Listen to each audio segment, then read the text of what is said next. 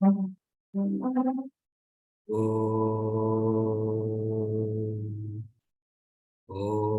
Sahana Vavatu Sahanau Bhunaktu Saha Viryam Karavavahai Tejasvinavaditamastu Mavid Vishavahai. Om Shanti Shanti Shanti.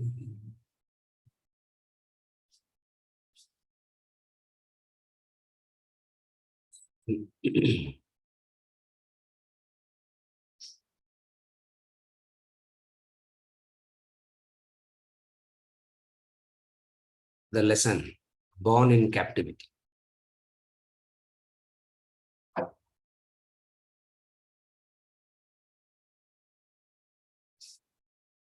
It starts with a understanding of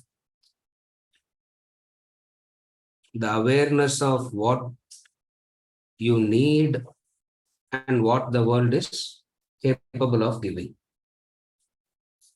It starts with a basic understanding, a basic analysis, understanding of what you need, and what the world is capable of giving. If you understand this, your relationships and all is all right. So one is you don't know what you need. Second is you want the world to give you something that which it is incapable of giving. So what is this knowledge? Awareness of what you need. What you need is so intrinsic that you need not be taught. This is what you need. Everybody knows what they need. Again, I repeat. You have to be told to go to school. You don't have to be told to indulge. Right? You should be told to do something. Certain things you do it by yourself. So that which you do it by yourself is intrinsic because you know it as a, that's the need. So what is this captivity? What is your need and what the world is capable of giving? Clarity is knowing this. Clarity means knowing this. What is it that you need? You want to be happy. You want to be peaceful. You want to feel secure. This is what you need. Is this what you need? Correct. You want to feel secure. You want to feel peaceful. You want to be happy. Permanently, you want to be peaceful.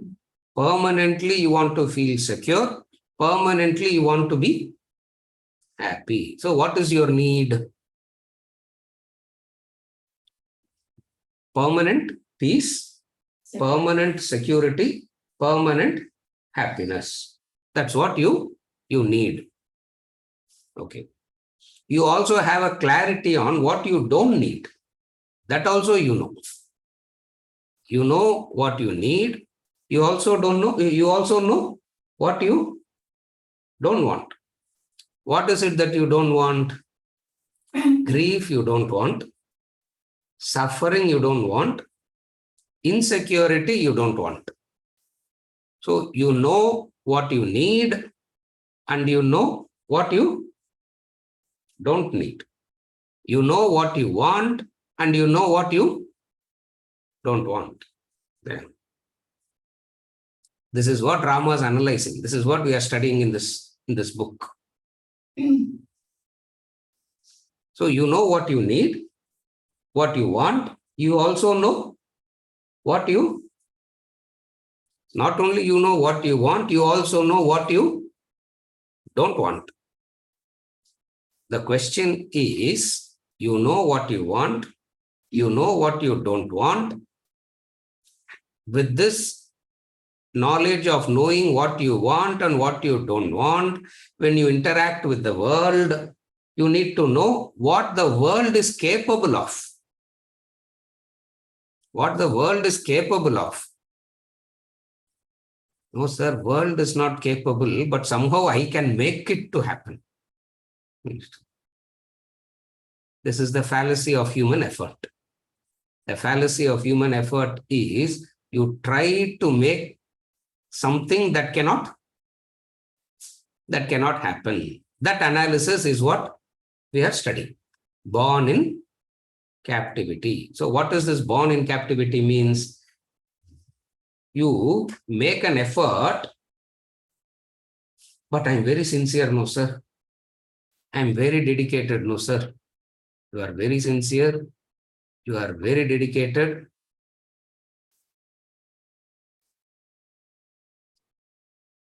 And digging for water in the desert. You are sincere. You are dedicated. But where are you searching for water? You are digging for water in the desert. It just doesn't work. So what is this born in captivity now that we saw till now? Rama is making this analysis. I'm giving Rama as an example. We don't, in this book, he doesn't talk about Rama doing this, but just to make it more dramatic, we bring in some, we are bringing in some characters as though that character is talking about all these. And it's always interesting when this is said as a character talking, storytelling, isn't it? And storytelling is the most elementary way of keeping the attention, isn't it? In any communication, in anything, they always start with the story. Why they start with the story? Because story is that which gets the logic and reason and all doesn't get the attention. In fact, it will make you fall off to sleep after a while. It is a story that keeps it going. And that's why this Mahabharata story, we call it as great. Maha means great. Why? Because each and every character going through one emotion, trying to get something, and then ending up exactly in the opposite.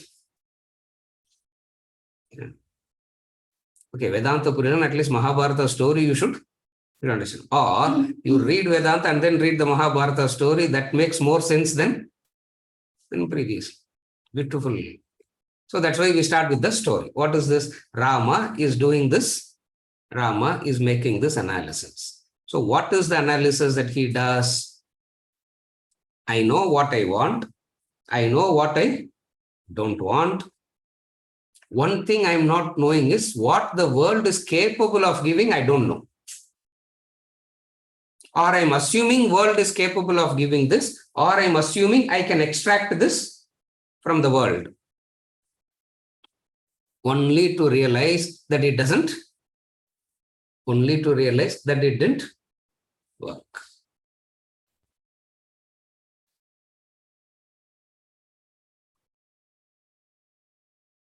You want security. Because you want security, you say, I love you, isn't it? You say, I love you, because the lovable one gives you a sense of security. Okay. After you say, I love you, few weeks later, what do you say? I want some space, sir. First you say, I love you. When you say, I love you means you have space already, but that space is giving you so much of insecurity. Therefore, you want somebody to come and fill the space. I love you. Abada. That's why you sit so close. Yeah, you sit so close, you tight so close, you hold hands all the time. Even a small gap is not acceptable. Wow. How beautiful it is. How wonderful it is. How, what a fantasy it is. If this is what it is capable of giving, then why do you say, I lost my space? You had space, and then you had space, and then you lose it. Correct, sir. It's a wrong person I chose. That's all. Now that I'm wise, I know how to choose the right person. And that person must take away the space, isn't it? And then you will go and ask the same person, give my space. You follow what I'm saying? You were living your life, something you did unnecessarily, and then at later point of time you say, I want to live my life.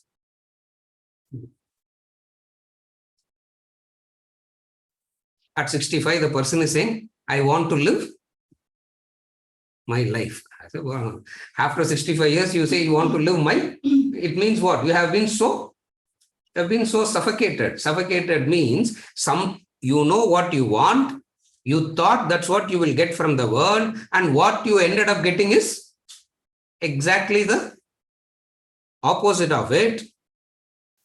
And then what do? Instead of pausing and doing this inquiry, like what Rama does, you quickly move on to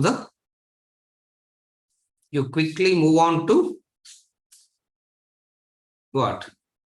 You quickly move on to continue the same mistake. That's why you have decided to be in sorrow. You have decided to be in suffering. You have made a decision. That's why if you make it once only, you can call it as a mistake. You go on doing it again and again and again. What do? You have taken a decision. What is the decision? Even though superficially you say, I don't want the suffering, actually it looks like you want only suffering. Even though superficially you say, I want to be happy, literally it looks like you really want to be unhappy only. Born in Captivity is doing some analysis. Fantastic. Good. Very, very fantastic analysis. Finally, the most interesting thing in this whole analysis is after giving the entire analysis, Rama looks at Vasishtha and Vishwamitra and says, we are going to go through that. But the last thing that he says is something so beautiful that showed his vairagya. If you consider that I am neither fit nor capable of understanding, look at that. This is how he concludes. If you think that I am neither fit nor capable of understanding, I have no choice but to die now. I have no choice but to die now. Therefore, consider me fit and consider me that I can understand and start answering my questions. Beautiful analysis, Rama, in Yoga Vasishtha. Now coming back to the analysis. What is it?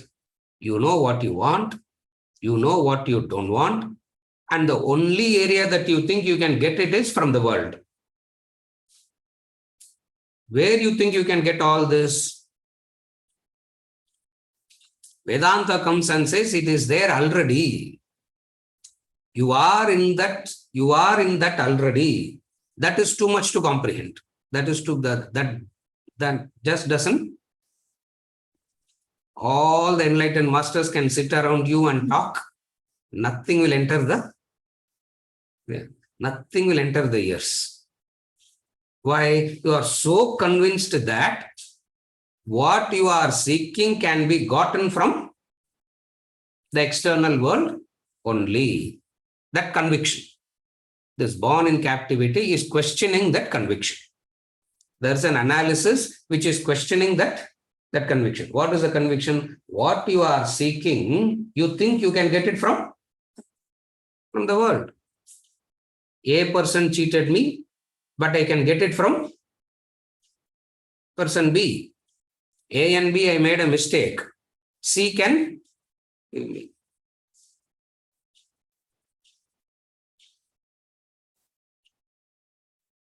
If A, B, and C all mistakes? Next Janma, sir. I have done so much of good karma, punya karma. Next Janma, everything will be better. So what is that the world can give? What is it that you are seeking from the world? First thing that you are seeking is wealth. The very basic thing that you seek from the world for peace, security, and happiness is wealth. If you have it, then you seek something else. If you don't have it, first thing that you will seek is only that, isn't it? Supposing your grandfather has it, your father had it, then you will not worry. Why? Because you will seek something else. So the first thing that you seek is what? Wealth. And what is the nature of wealth? What is the nature of wealth?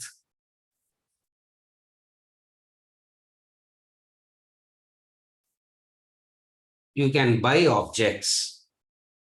You can buy objects. You can hire beings.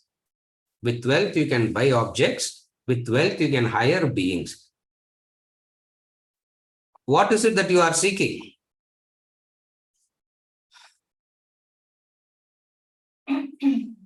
Atmanastu kamaya priyam bhavati. Yajnavalkya has said it 120% clear in Brihadaranyaka that when you are seeking an object, you are not seeking that object. When you are seeking a person, you are not seeking that person. Atmanastu kamaya priyam bhavati. Means you are seeking it because it is in that you have a hope of happiness. You are seeking something because in that you have a hope for happiness. So actually you are not seeking that, you are only seeking happiness. Obviously for whom? Me. Obviously for your own self. Therefore, the conclusion. Beautiful analysis. So whatsoever you seek, whatsoever you do, it is because it's going to give you happiness. First area of seeking happiness is wealth. And what is the nature of wealth? So beautifully he says, what is the nature of wealth?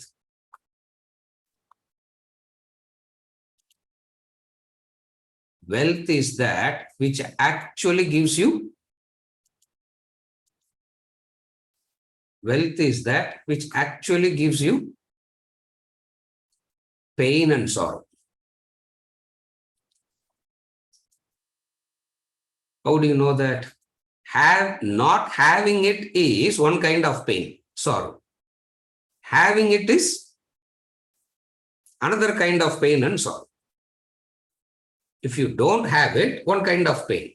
If you have it, nobody comes to me, sir. The rich person says, nobody is coming to me, sir. Everybody is coming to me for? What are they coming to me for? For the wealth that I am having. So, they are only constantly eyeing that. So, if you have it, one kind of pain. If you don't have it, it's another kind of pain. If you have it, one kind of insecurity. If you don't have it, another kind of insecurity, isn't it? If you don't have it, one kind of insecurity, you know it. If you have it, another kind of insecurity. What is another kind of insecurity if you have it? July 31st, tomorrow is the deadline, isn't it? ITR has to be done. If you don't do it also, it's a problem. If you do it also, everybody will come to know. Everybody will come to know what you have. So people should not know what you don't know what to. So having it is one kind of pain. Not having it is another kind of pain. And then what is the hope? Happiness is the hope. Security is the hope, isn't it? You have wealth, you have to put security cameras all over the house, isn't it? And then you have to download the app on your mobile also. And then any part of the world you go, you have to keep checking the mobile. I said, no, Papa. I said, what is it that you are watching? I'm looking at my house. Oh, why are you looking at your house? No, just to check whether all the cameras are working. 4 cameras means 4 times insecurity. 10 cameras means 10 times insecurity. And invariably one camera will not function. And you have to call the person in the house to check why that camera is not functioning. Rama asks, what is the wealth that only create rivalry and enmity? What is that? What is the nature of wealth? It just creates rivalry. It just creates enmity. Numerous worries. It generates numerous worries. Insatiable craving for more. At the end of it, what is it that you get through wealth? What is it that you are seeking through wealth? Security, happiness, peace. What did you end up getting?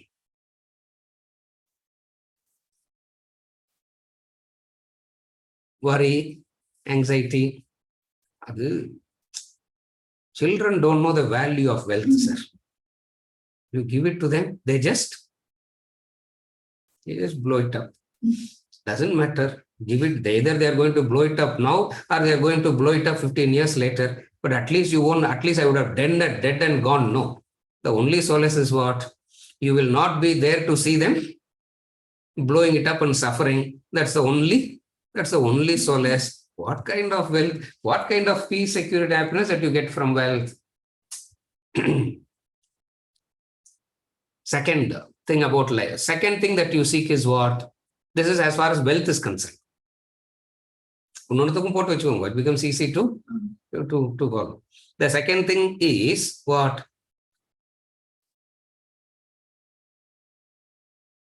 At any point of time that I am, at least I need to live 20 years more, isn't it? Wherever I am, I want to live at least another just 20 years. 100-year-old man wants to live for 120. The newborn also wants to. What is this? What is this longevity of life? He says, the person vainly seeks to extend the lifespan and resulting in what?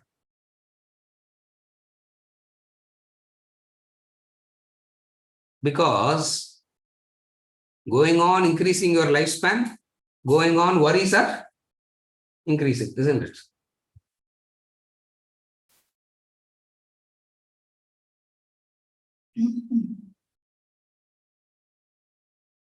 Yesterday, the daughter is calling and the father is shivering, isn't it? Yesterday, the daughter called and the father is shivering. And the father made me go through rounds and rounds and rounds also. Yeah, why? Because daughter has called now. But one OTP, Venkat, correct? The daughter just called and said, one OTP. Why can't she get it? Retired man, keep the phone with you 24/7. Whenever I call you, give me the OTP. Old age, he forgot. Old age, he forgot. How? Can't you even keep one? Can't you keep one phone? Or after retirement, what are you doing in life? Can't keep one phone and be available to just give me the OTP. Logic is correct, no? Rama says, this is the problem of longevity of life. After a while, you ask for water also, nobody. After you ask for a glass of water, nobody gives. At least I get home delivery, soup and all I get. Huh? Home delivery I get. Vijay, Vardupa, give me medicines home delivery I am getting, isn't it?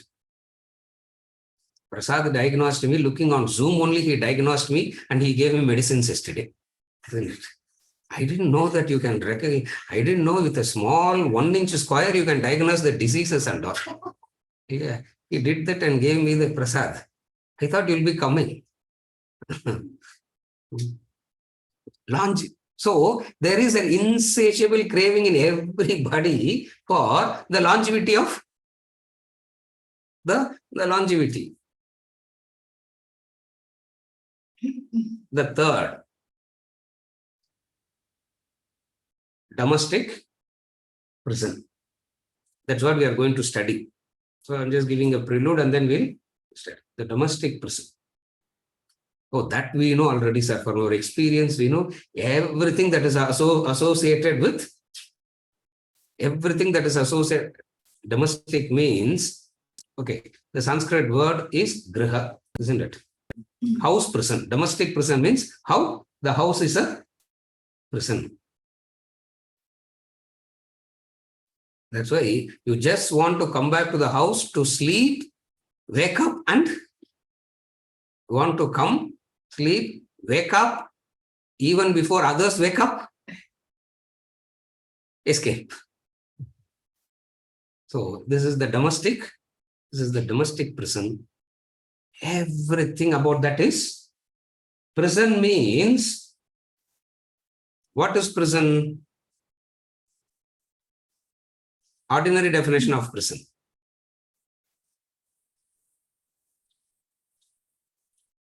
You want to be free.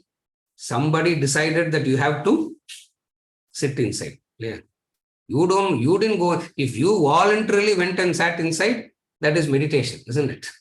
If you voluntarily go and sit inside, that is sannyasa, that is vairagya, that is moksha, isn't it? But then what is prison? You don't want to go, but you are helplessly pushed into it. That helplessness with which you are pushed into something is called the prison.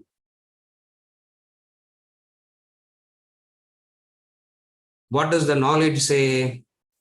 The knowledge says you are helplessly pushed into it because of your own non-understanding. It's not somebody's driving you into the prison. Your own actions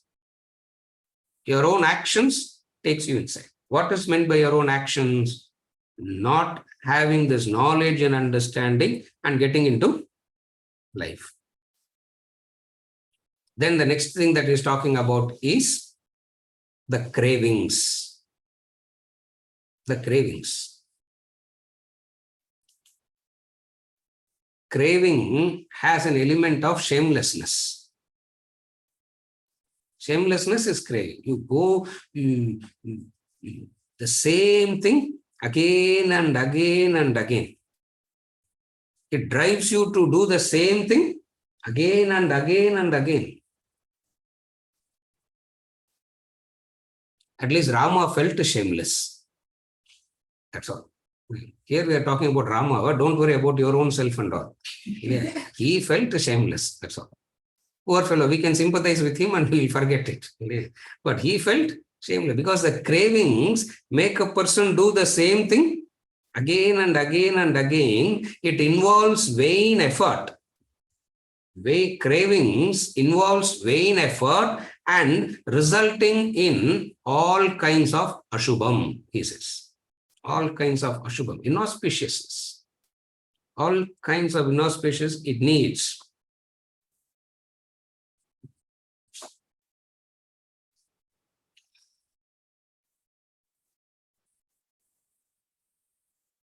And yet the mind will not stop. And yet the mind will not stop craving. Next one, physical body. What is the physical body? Only to burn up in the end. That's what he says. What is the physical body? What is it? Only to get burnt out. Nowadays they say, no, burnt out, only to get burnt.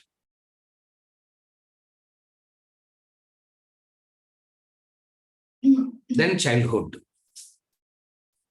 Then childhood. What is childhood?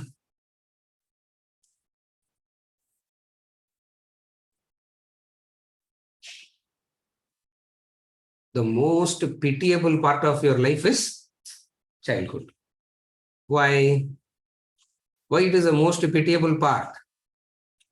And yet everybody says the best part of your life, now you will say childhood, isn't it? You are lying. You don't know. You are told to say that. You are conditioned to say that. That's not the truth. It's a lie. Why? Because you are so desperate to grow out. Okay. If childhood is the best phase in life, keep your child as a child only. No. Why do you want your child to grow up? Correct? Every parent wants their children to grow up. No. And yet everybody says the best period is childhood. And when you are a child, nothing was pleasant about that childhood, isn't it? When you are a child, nothing is pleasant.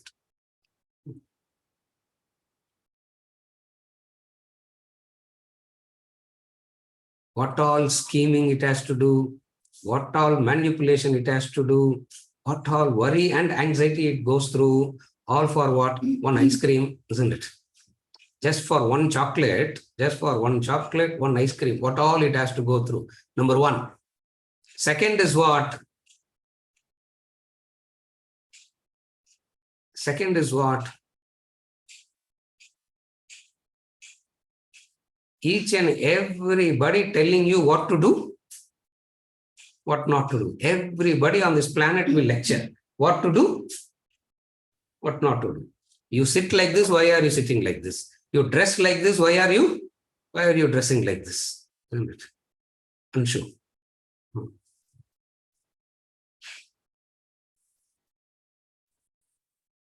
Sir is coming, so dress up neatly. She is asking, who asked the sir to come now?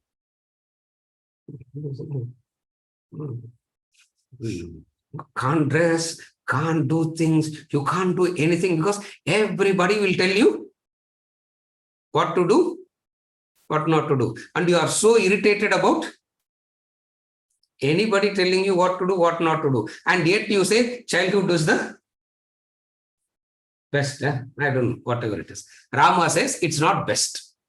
Okay. Then comes youthhood. Then comes youthhood. What is youthhood?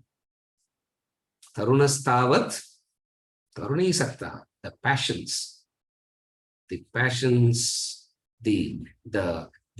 emotional cravings, the emotional passions, the infatuations, everything starts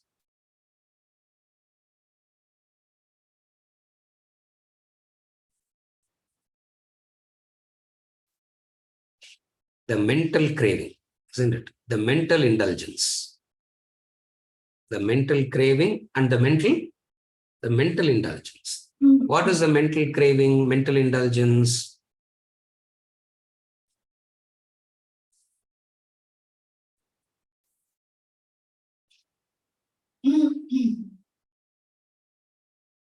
Even when the other person is not there, the mind imagines that person. Person is not there. And anyway, the other person doesn't want to be there with you also. That's another story. But the mind imagines. And this imagination causes misery.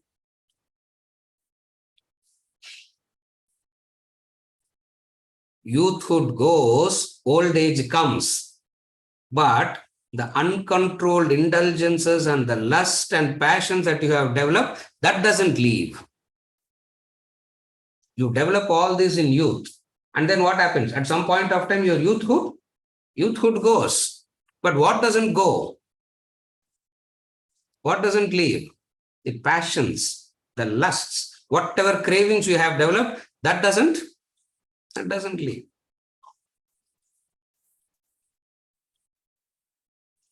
Okay, even if there is a reality to this, this is the most beautiful analysis he does.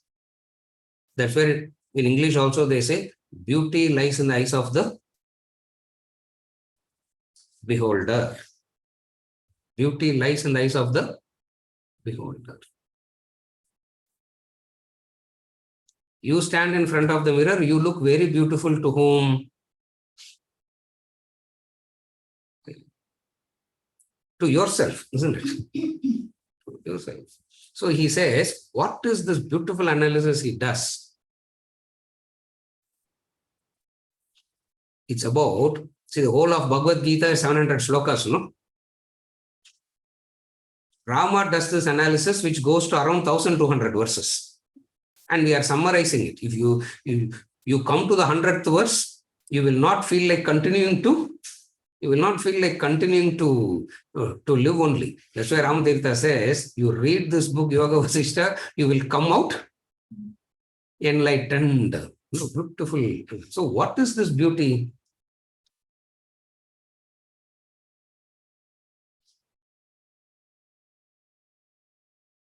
What is this beauty?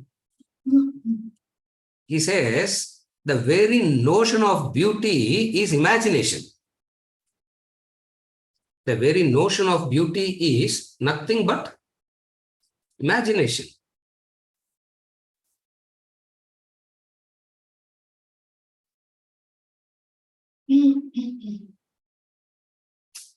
And for imagination, there is no, in imagination, there is no end to the imagination. You can go on and on and on imagining, and you will still continue to imagine. And what is this beauty? He says, even if there is some temporary thing to it, there is a meaning to it. But then the whole concept of it is imaginary. Why? Because, as they say in English, beauty lies in the eyes of the beholder. Beholder means what? The existence of it is there. Beauty is because of you seeing it in a particular way. There is no beauty in it. Neither it is ugly. Please understand.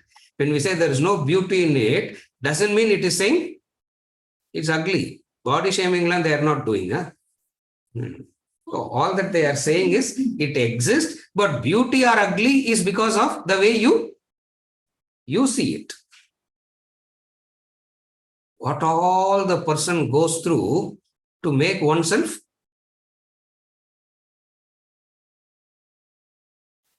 appear beautiful, look beautiful. For what?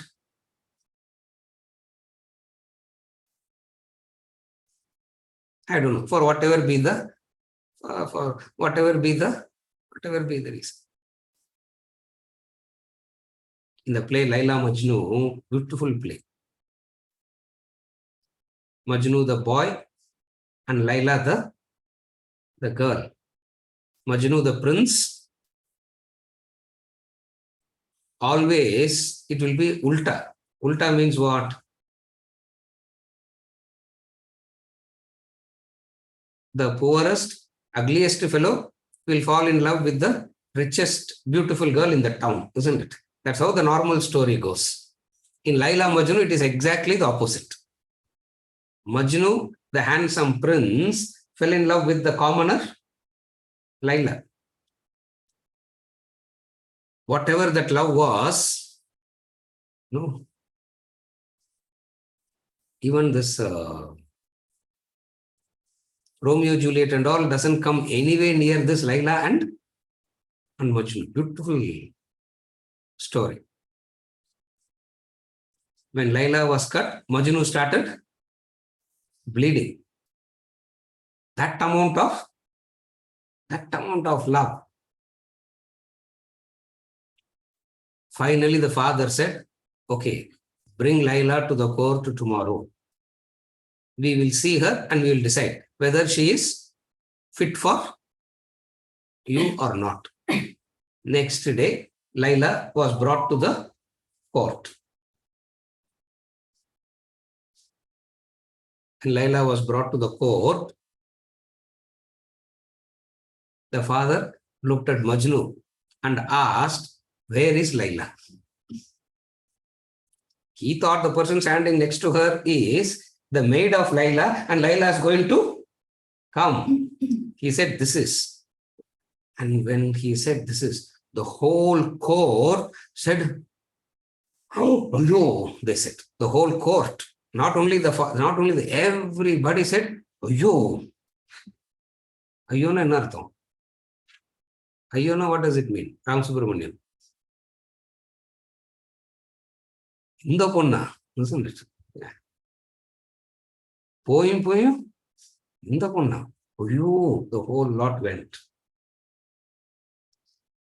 And the father showed him pictures of so many other girls. And this is where it's so philosophical. Majnu looks at the father and says, Father, to see the beauty in Laila, look at her through my eyes. If you want to see the beauty in her, you should look at her through my eyes. In the eyes of Majnu, Laila is beautiful.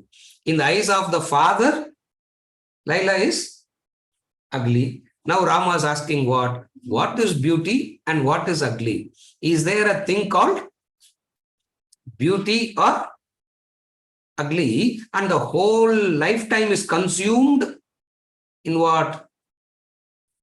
The whole lifetime is consumed in what? In this. Only to bring insecurity,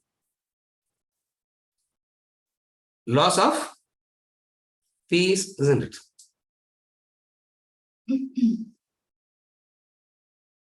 Little bit of sunshine, you will start worrying because you will get black. And then if you are born tanned, not black, tanned. And if you are in India, what will happen? Even sitting inside the house, you will get, you don't have to come out of the house. No, you sit inside the house, you will get tanned. No, what do?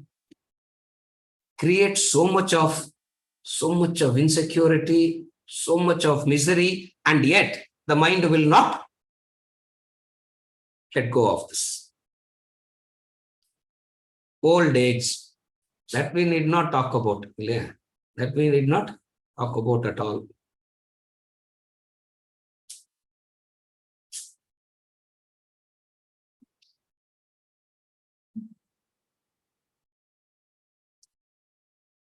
Nobody wants. Even in old age homes also, old people are not wanted, isn't it? How can you have an old age home with young people, isn't it? Even in Vedanta class also, we don't want old people, isn't it? Why? Old people is not wanted? Anywhere, isn't it? Anywhere. We only want Venkat. We only want young, we don't want old people. The children doesn't want, the grandchildren doesn't want, the society doesn't want. Looks like Yama also doesn't want you. That's why he's keeping you alive. This is the problem of old age. Time. Everything is consumed by time, consumes everything. The good thing comes, it goes. The bad thing comes, it goes. Time consumes everything. Relentlessly, it marches on, consuming everything in its way. And somehow you are trying. What is it that you are trying? Somehow you are trying. What is it that you are trying? The time should not move. The time should not move. And somehow it has to be stationary. Now the conclusion. What is the conclusion?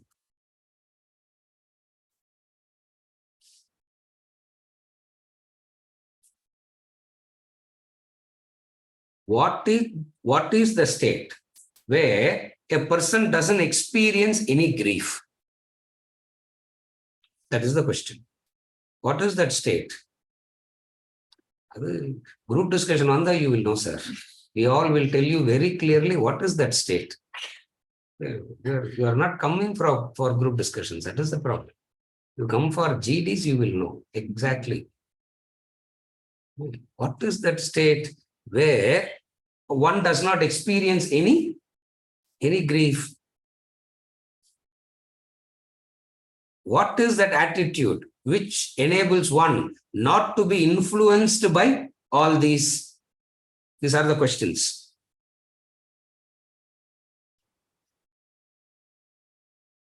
He asked, Rama beautifully asked, whose biography shall I read? Of which great one's biography shall we study in order to learn the path of wisdom? Somewhere later portion, Vasishtha says, Rama, read the story of Vishwamitra, he says. Read the story of Vishwamitra, you will know. Just reading his story, you will get. Just reading the biography of the life of this man, you will get purified. How should one live in this world? Who's asking all this? Rama is asking. How should one live in this world? You feel like sympathizing with Rama. He looks like an illiterate, no? He doesn't know where we all know what to do. He doesn't know any of this. And then he says, in all this, oh Guru, there is a secret. There is a secret that you are having, that you are not sharing with me, he says. You are having a secret. What is that secret? That, how is it that you are unaffected by grief and suffering? You are having some secret, and share that secret with me. That's why this Vedanta is called Rajavidya, Rajaguhya. It's a secret. You are not affected by grief. You are not affected by suffering. And why are you keeping it to yourself? Why not? Why not share it with all of us? What is the secret that you are having? What is it that you are not? Why don't you share it with us? I consider them as great heroes. Who are the great heroes? Not the one who has conquered the nations, not the one who has conquered all that. I don't consider them as great heroes. According to me, who is a great hero? The one who has understood this. According to me, one who has understood this is a great hero. And is there any great hero like that? What methods did they adopt to free themselves? I am born in captivity. I am also living in the same world. You are also living in the same world. Same world. While the whole lot is affected, how is it that you remain unaffected? அங்கெல்லாம் கஷ்டத்துல இருக்கிறோம். நீங்க பாட்டுல சிரிச்சுனே இருந்தா it's very irritating. What is that? What is that secret that you are having that you are not sharing? And if you think I am not fit or capable of understanding this secret, the only recourse left for me is to die. And when he said this, Vasishtha started talking. Don't worry about what Vasishtha spoke. That we know already, isn't it? What Vasishtha would have spoken? If I ask every one of you to write one page, You will write 40 volumes, you will write. What Vasishtha would have answered to Rama's questions. And yet, the insecurity is there, the grief is there, the suffering is there. The sense of insecurity, the grief, the suffering, and so convinced that what? And so convinced what? Like Swamiji goes on saying, if I get it, I'll be happy. If I get it, I'll be happy. If I get it, I'll be happy. So all that you come and ask the knowledge is for what?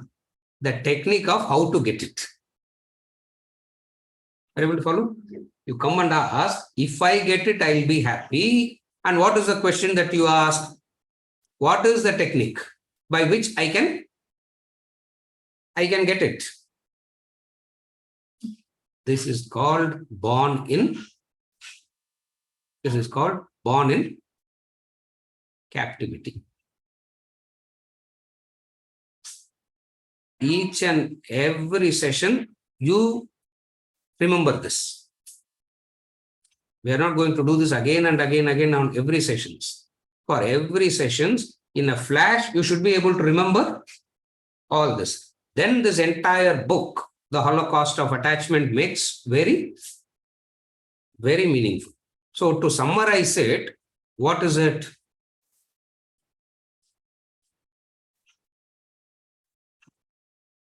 That's how I started. The awareness of what you need and what you don't need. The awareness of what you want and the awareness of what you don't want. 1. 2. What is the nature of the world? The nature of the world means what is it? 3rd, demand supply match இருக்குதா? அவ்வளவுதான். That's all. You have a demand and there is something out there. What is it that is out there? Is there a match of demand and supply? What you are seeking is internal, and where you are seeking it is external. What you are seeking is internal, and where you are seeking it is external. And the external can never come and fill the internal. Try it out, doesn't matter. You can keep trying. Everybody is trying. The internal can never fill the external can never fill the internal. And then what can fill the internal? What can fill the internal? Simple knowledge and understanding alone. Nothing else. There is nothing that can fill the internal except knowledge and understanding. Bodhonya sadhane yogi sakshan mokshaika sadhanam pakasya vahniva jnanam vina moksho na siddhyati. Atmabodha. We studied that. The only thing that can fill it up is knowledge and understanding. How to give this knowledge and understanding? Generation after generation, teacher after teacher, guru after guru is trying this. Waterproof Madhuri, we are like waterproof, we are filling the blanks. Kolatur, what is it? Waterproof. Madhuri, we are guru proof. Yeah. Waterproof Madhuri, we are Shastra proof. It means Padma Patra Ivambasa. You will be in it And yet you will make sure that the knowledge will not touch you, isn't it? You will be in it, and yet you will make sure that it should not touch you. And what is the way? Go over the study, go over the analysis again and again and again. This is the lesson. Born in captivity. இப்போ நம்ம என்ன படிக்க போறோம்? Domestic prison. With this, we'll study the domestic prison and we'll try to understand what he says in the domestic prison. Yes, படிங்க.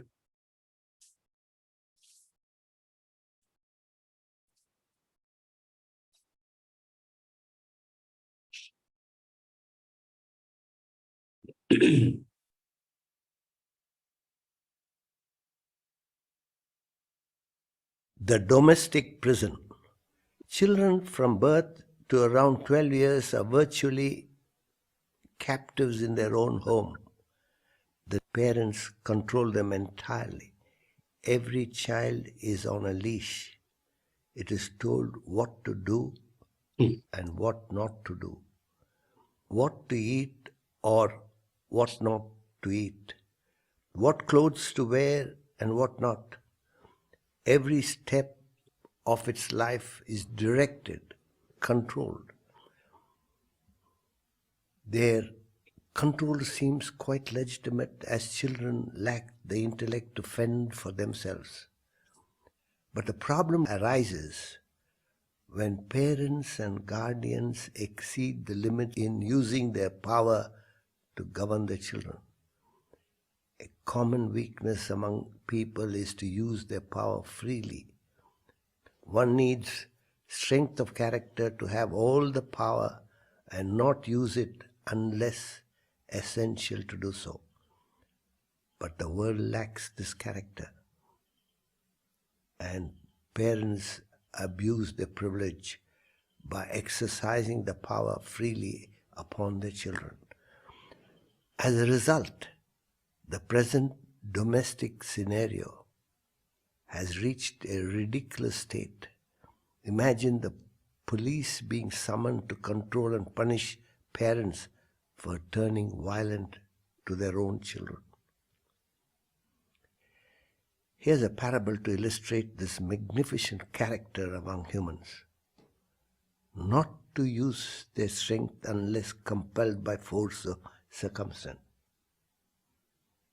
A pativrata, a devout wife with divine powers, served a husband who was a spiritual master. Together they lived their life in the seclusion of the jungle.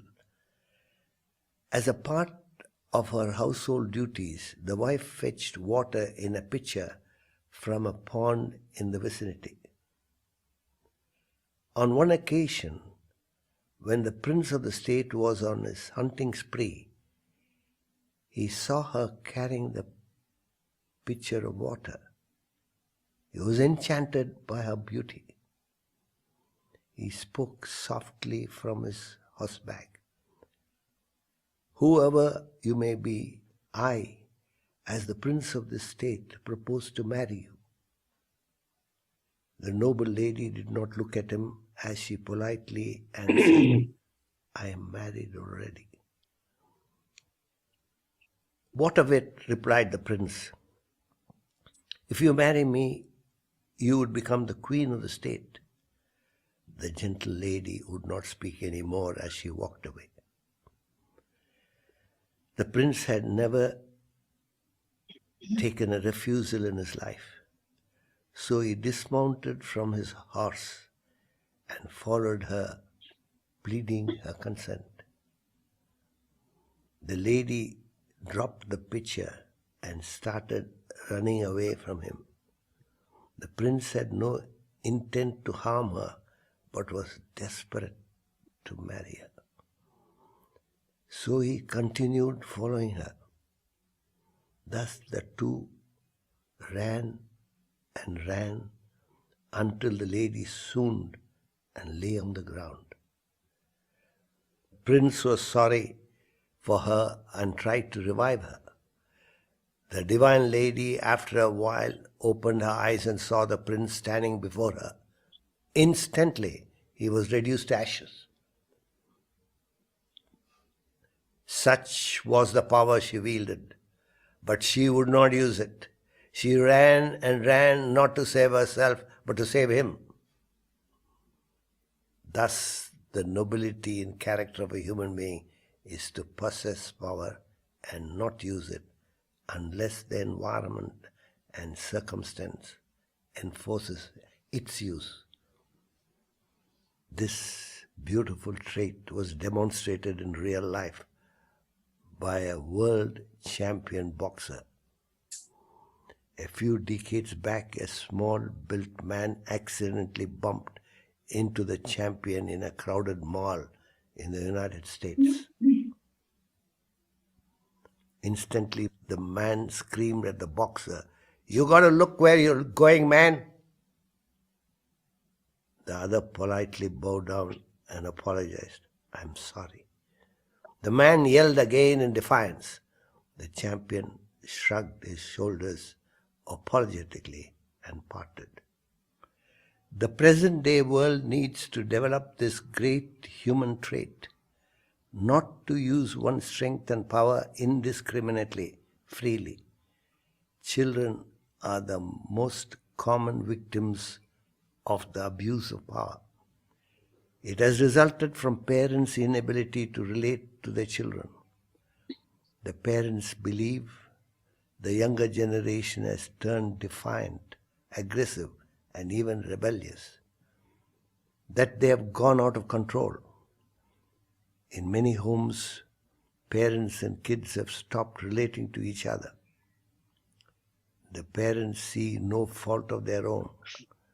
They fail to realize the problem of relationship invariably stems from them. From the lack of intellect to assess the psychological traits of their kids. They operate from emotional pressures arising from their clinging attachment and possessiveness towards their children, and virtually strangulate the helpless children with their love and care. The parents therefore need to realize their inherent weakness and make a careful study of the individual natures of their children. Parents must also note children have no worries of the past or anxieties for the future. As a result, children possess extraordinary energy, and they effervesce with tireless passion and play, while parents, older folks, are infested with worry and anxiety, rendering them tired and fatigued. Both the young and the old are unaware of this natural disparity between them. Thus, in their ignorance, the older folks curb the activities of the young with restrictions and restraints. The solution to the problem of juvenile impetuousness is not in stifling their actions, but in studying their natural tendencies and giving their irrepressible energy a proper direction. Besides the disparity in energy levels between the young and the old, there is a variation in their mental temperaments as well. Children possess the power of grasping new concepts and ideas faster than their elders. That explains why youngsters take to new trends and fashions earlier than the grown-ups, while the parents take much longer time to accept, absorb anything new. This disparity in time for absorption of innovative ways of living causes what is commonly referred to as the generation gap. Hence, it becomes the parent's obligation to understand, to realize the existence of the natural disparity of levels, both in the physical and mental makeup of the young and the old. Unfortunately, the well-wishing and well-meaning parents fail to recognize the existence of these glaring differences in nature. Instead, they try to treat this nagging problem with an iron hand. However, if the parents, guardians desire the young to adopt a better lifestyle, change from a licentious to a disciplined way of living, they must possess and live those values themselves, must set the example of living the higher values of life, and refrain from giving sermons to their wards. But the general trend the world over is quite the contrary. Parents do not set the example of a disciplined life and keep ordering their children to be disciplined. Therein lies a double fault. It can never work that way. The famed German scientist Albert Einstein observes, setting an example is not the main means of influencing others. It is the only means. So,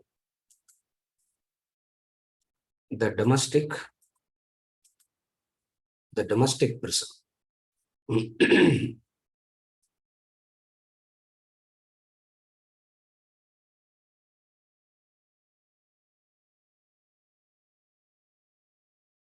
They are virtually held captive and constantly seeking freedom from that captivity. The justification is the children don't have an intellect to know. Therefore, we have to guide.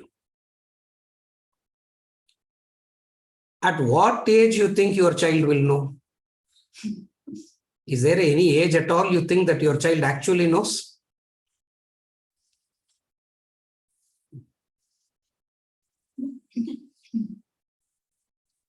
Supposing if my great-grandfather, grandfather, father, me,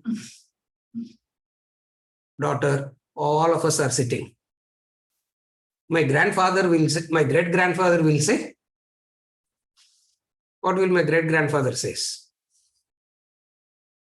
All these people don't know anything. I have to take care.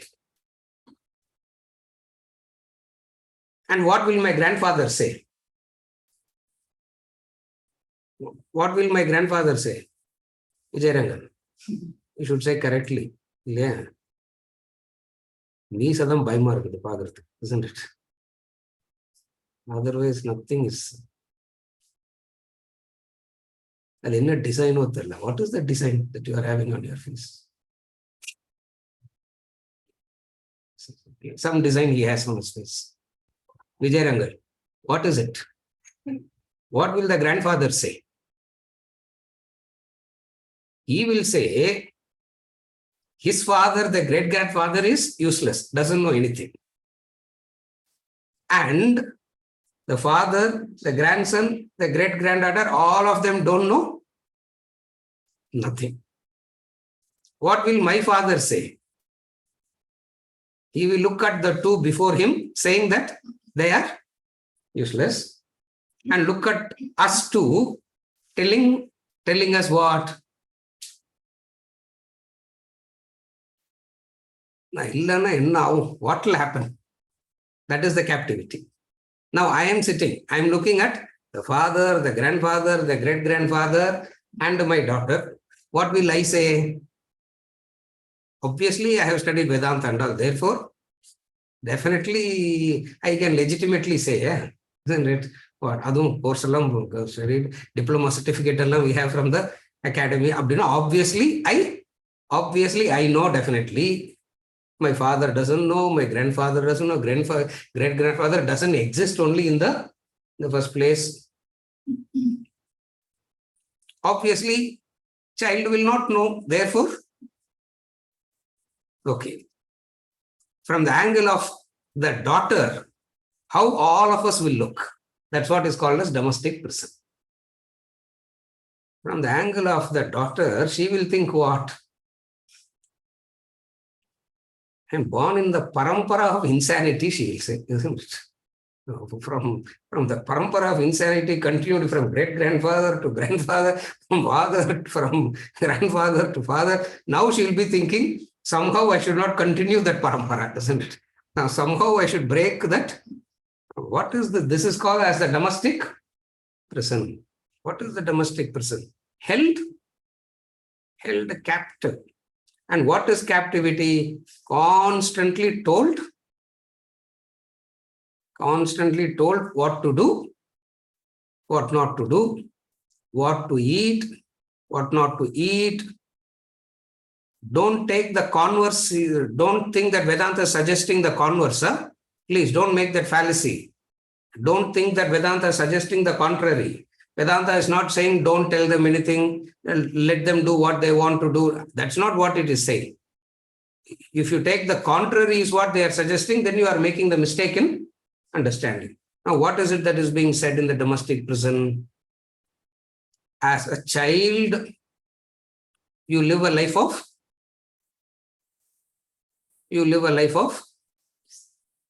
suffering. So, up to what age? Up to what age? Till you can tell the parents, I don't know, whatever you can say.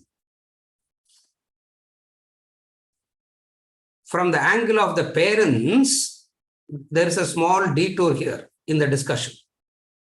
He took a small detour in the flow of thought. What is the flow of thought? From the angle of the parent, what is it that has to be done to help the child? Knowing that they don't have an intellect is not enough. What is it that has to be done to strengthen that intellect? Knowing that they don't have an intellect is okay. But what is it that you are doing to strengthen it? That's why I'm putting them in the best school. That's why I'm getting admission in the best school. That's why I'm getting them admitted in the best university. That's why I'm getting them married to the best person, the best family, isn't it? Best school, best university, best job, best person, best family. What is the result? What is the result? The child will look back and say, you messed up my life. That is called the prison. Are you able to follow? The child will turn back and say, instead of saying, thank you for your efforts, the child will turn back and say,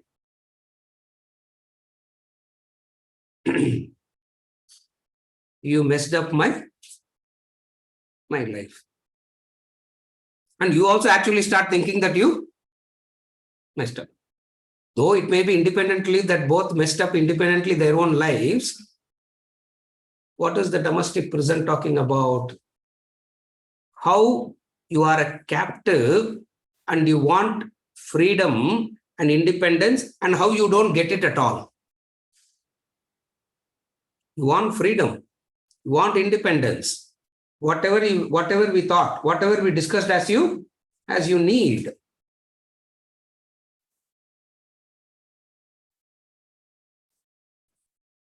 A child is born absolutely helpless.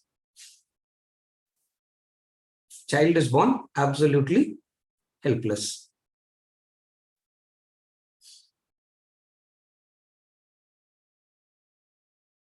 The child that is seen people walking, what the child will think?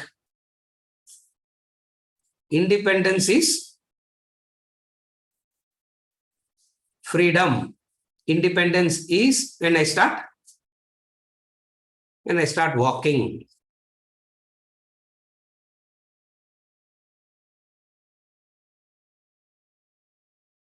it looks at the mother, thinking that the strongest support, isn't it? And then a cockroach enters, isn't it? And the cockroach enters. The child is screaming. Who's also screaming along with the child? The mother is screaming. Now what has happened? The child and the mother has become? What has happened now? The child and the mother has become equals. And then both of them scream for the father. The father will say, call the security from the association. Now, what the child understands? It thought it is in insecurity and the father and mother is going to give security, and found out they are also as insecure as I am. I thought only I will cry and they don't cry, and then I grow up seeing them crying more. I thought only I fight and I grow up seeing both of them fighting, where I have to grow, I have to enter and look at that paradox, he says. The extremity of it is what? The example that he gave, where the police has to be called to. Literally it happened. Literally it happened. The police has to be called to control the fight. It's a prison and the child wants to get out of this. It's a prison and the child wants to get out of this prison. This is the thought flow. And then a distinct, different detour was a suggestion as to how the parent can handle them.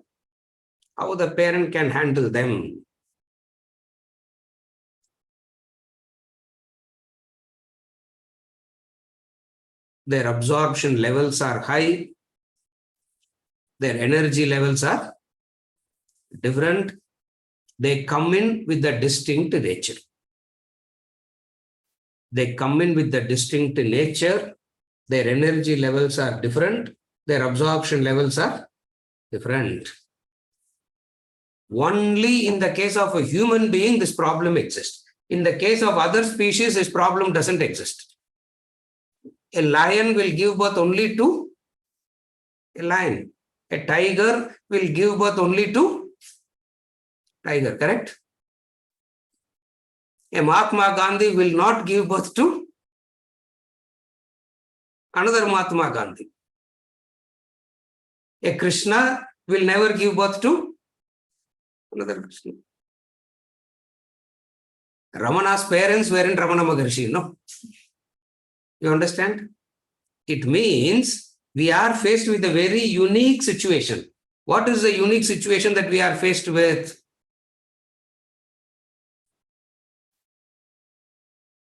The distinctness with which each and every human being is born, that individuality, the distinctness. And that distinctness is what has to be tapped into. That distinctness is what should be tapped into instead of doing the opposite. What is the opposite?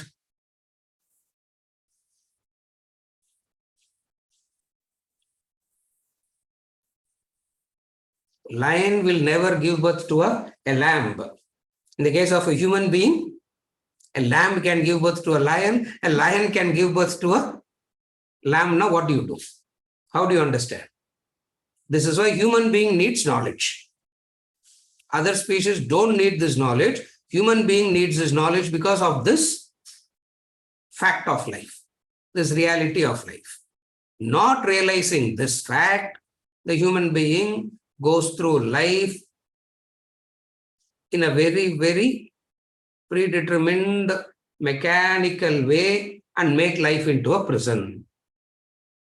This is the domestic prison. You follow?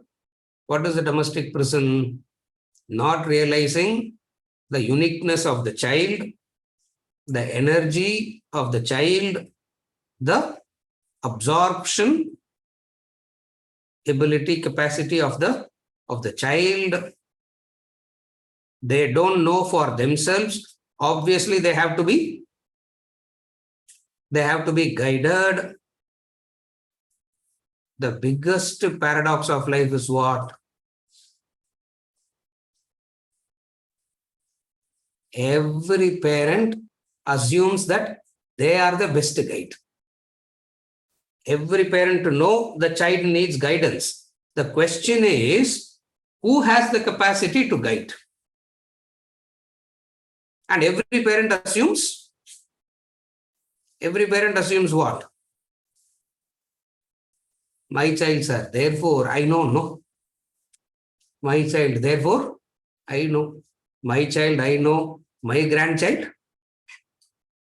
I know. Vedanta is not saying you don't know. It's only saying on what basis you think that you have the capacity to guide.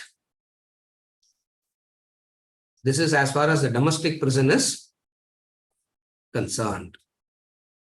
Then we will move on to the environmental pressure in the next session. We'll move on to the environmental pressure. For today, it is the domestic prison.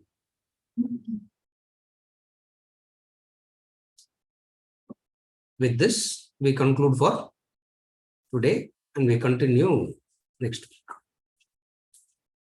Do we have anything? Yes, Mala has posted. Oh. Mala, what is she saying? Agreed that we seek happiness through the expectations from the world which is not permanent. And you would say simply do the duty and no more expectations from the world. What about the other expectations, contribution of peace, cleanliness, all her domestic problems, sir?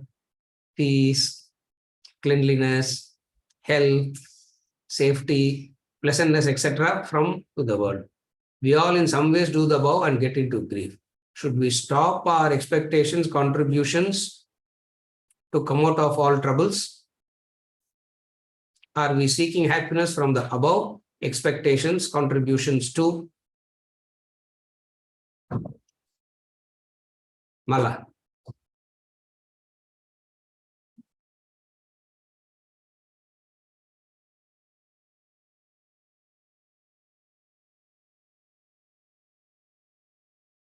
No expectations is legitimate.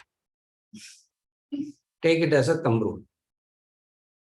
All expectations are illegitimate by nature. That is the thumb rule.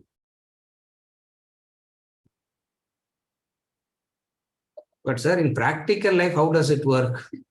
When I'm living in what Mala is saying is, I'm cleaning the house, everybody is making it dirty again and again and again. Why can't they? Why can't they cooperate and keep the house clean? How long will I keep cleaning? Mala, correct? How long will I keep cleaning? Is it wrong to have that expectation that having cleaned, the others should keep it clean? Should they not at least cooperate?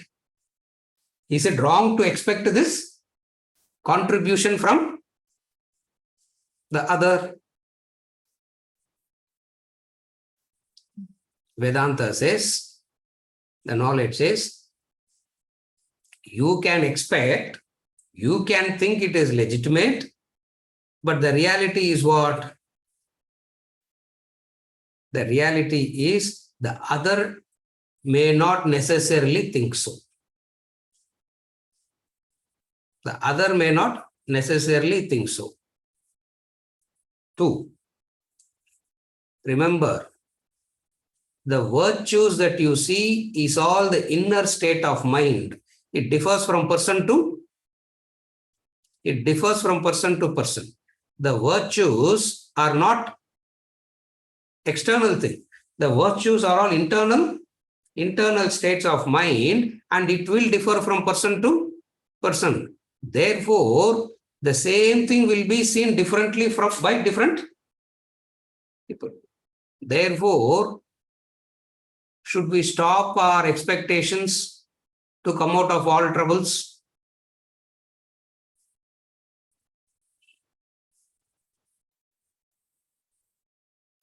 What is the answer? If expectations are causing troubles, what is the solution? If expectations are the cause of problem, solution is stop expecting. But sir, expectations irukkakoodadundra expectation too much, no? That itself is too much, no? How can you expect not to have any expectations? Vedanta says, okay, burn yourself up little more, and then you will be qualified to understand. Why? Because there is no other way to understand. So, as a rule, understand this. The virtues are always the inner state. When we say inner state, means the way you see it is applicable only to you. It will not be applicable to another, whoever that other is.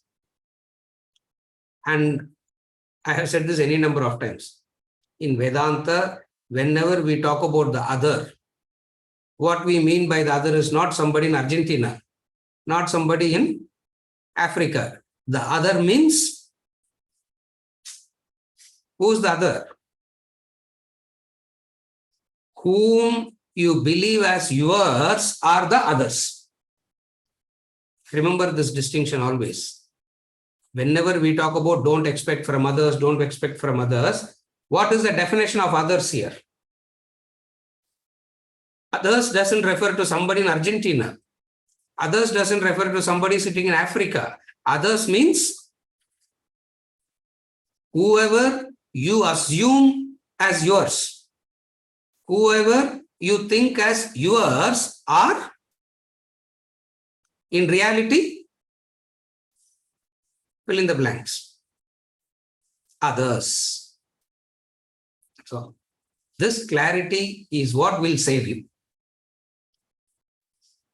This clarity is what will save you. Other, but sir, I thought others means the neighbors, people in the next street, people in the next country. But in my house, how can they be others? The reality is they are others. They are others. Life is like a flooded river, Rama, Vasishtha says. Life is like a flooded river. All sorts of things float in the flooded river. Two logs of wood meet. They travel together for a while, only to be separated. Life is like this flooded river. All sorts of human beings are there. Two human beings meet and they travel together for a while, only to get separated and continue that journey. So what are you talking as? Mine and others. So what is the conclusion? All belong to the category of others only. It means all expectations are from others, and expectations from the others devastates you, and you devastate the other. We are going to talk about that in the following topics. We are going to talk about that also. But now this is the answer to the question. Remember the definition of other. Always remember the definition of others. சரியா? Last one and we conclude with this. Yes. You said clarity is knowing what I want and what I don't want. My question is,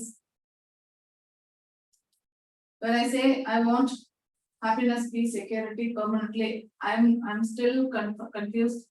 Is it only the permanency I'm seeking?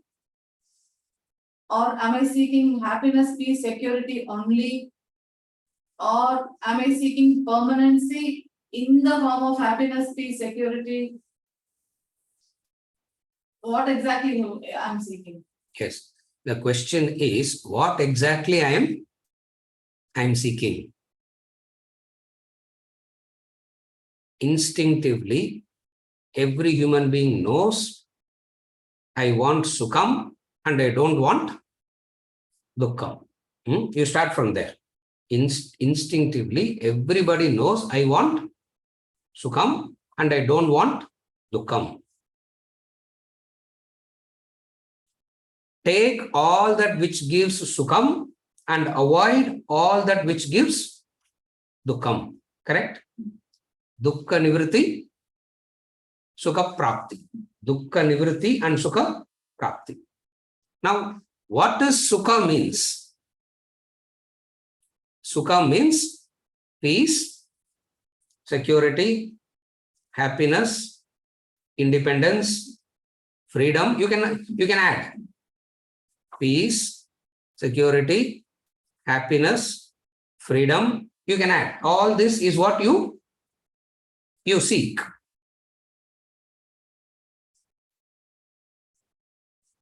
You want absolute peace. You want absolute freedom. You want permanent peace. You want permanent freedom. This need not be taught. Everybody knows this. Are you able to follow? This everybody knows it. So, what is it that a human being is seeking?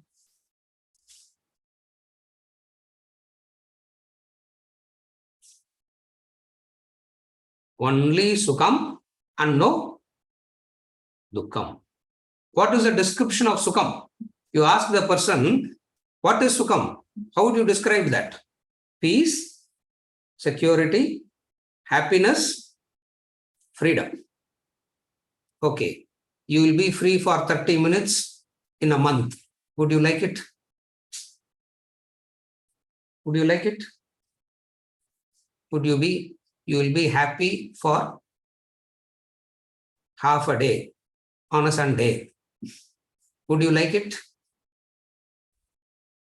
You want peace, you want security, you will be secure. I will protect you for 30 minutes.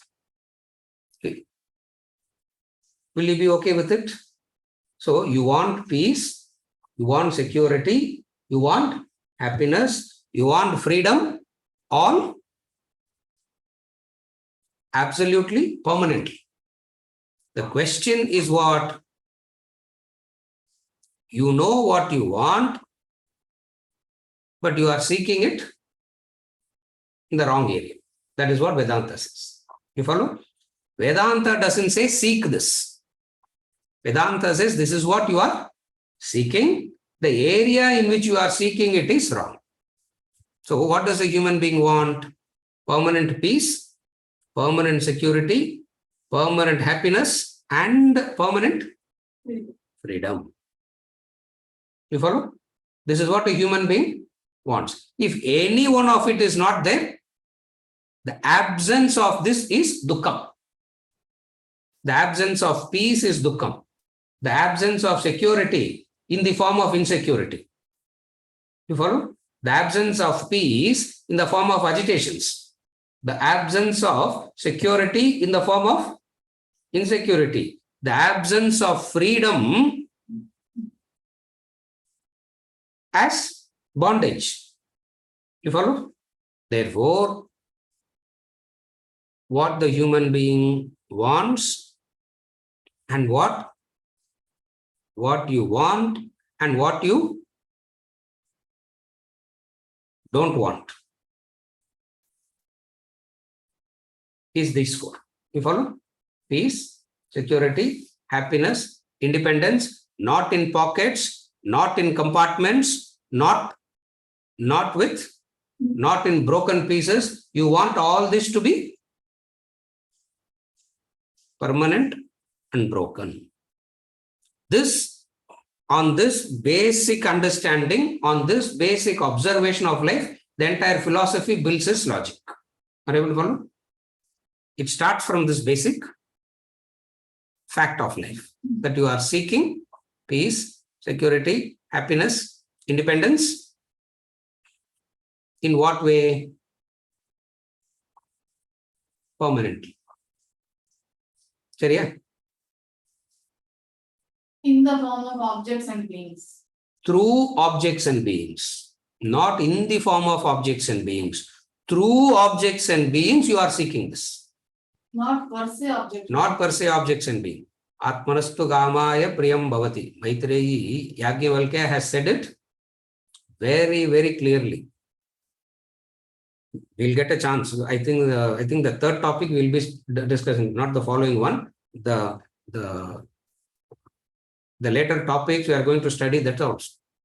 Atmanastu kamaya priyam bhavati. You are not seeking objects and beings. Through the object and being, you are seeking peace, security, happiness, independence. If that object is what you are seeking, if that person is what you are seeking, then why do you want freedom from that person?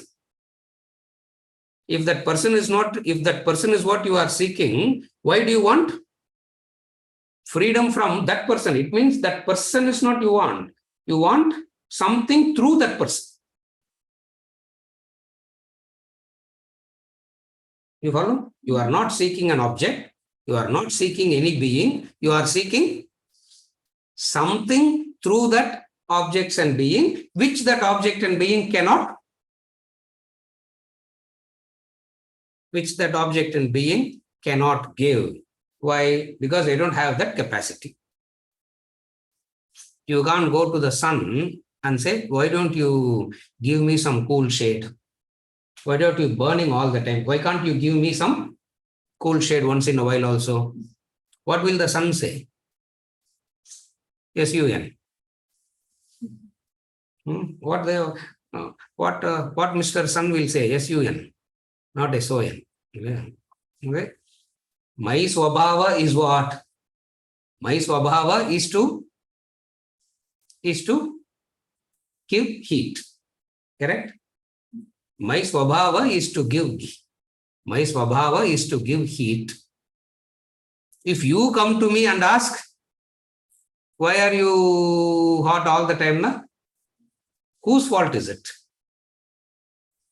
Is it the fault of the sun, or is it your fault? In the classroom, the answer, it is my fault. After the classroom, in the classroom, the answer is my fault. After the classroom, the answer is, it is the fault of the sun, sir. Obvious it is. Class, you are brainwashing and making us give all the wrong answers in the class. After the class only, we are gaining our sanity back. Are you able to follow? So you are not seeking an object. You are not seeking a being. If object and being is what you are seeking, you will be happy. You will be happy with it. But then why aren't you happy with it? Because that's not what you are seeking. They mirror something. That's not what you want. You don't seek the mirror, correct? You buy the mirror for what? It's going to? You buy the mirror for what? For the sake of the mirror? Ram Subramaniam. You buy the mirror for what?